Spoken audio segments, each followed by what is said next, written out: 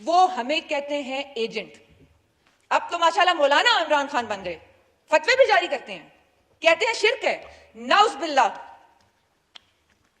شرک کی ڈیفینیشن بھی انہیں پتا ہے.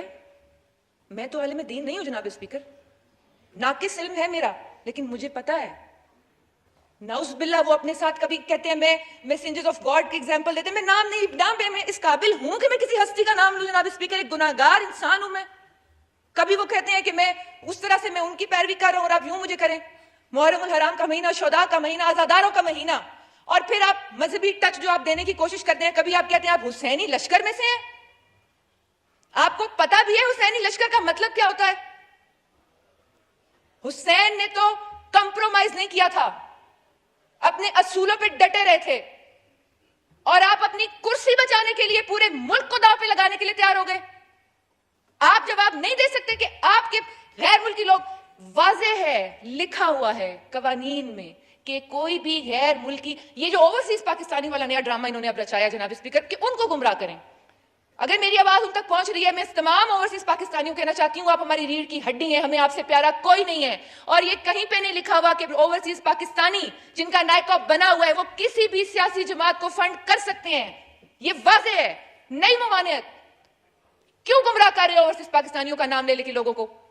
کیوں ان کی فنڈنگ سے روکا جا رہا ہے؟ ہم ان کی بات نہیں کر رہے, ہم تو انڈینز کی بات کر رہے ہیں, اسرائیلیز کی بات کر رہے ہیں, امریکنز کی بات کر رہے ہیں, یو اے ای کی بات کر رہے ہیں.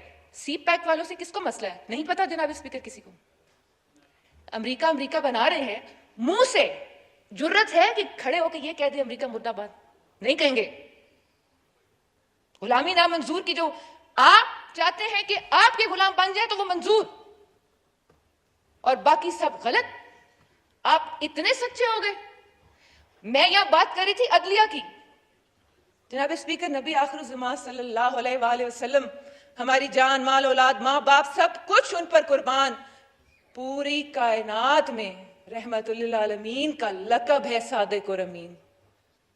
میں قانون کی طالب علم ہوں ضرور, لیکن مجھے معلوم نہیں ہے کہ کیا کورٹ کو اجازت ہے کہ وہ کسی عام انسان کو وہ لقب دے جو صرف میرے آقا صلی اللہ علیہ وسلم کا لقب ہے.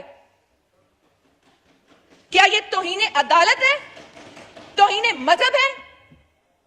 میں تو اس رسالت والا لفظ نہیں استعمال کر رہی. جس طرح کا ہمارا معاشرہ ہو چکا ہے, ایکسٹریمزم ہو گئی ہے, پولرائزیشن اتنی ہو گئی ہے, آپ شرک کے فتوے لگا رہے ہیں لوگوں کو, یہاں لوگ ایک دوسرے کو قتل کر رہے ہیں اور کر دیتے ہیں بغیر وجہ جانے بوجھے.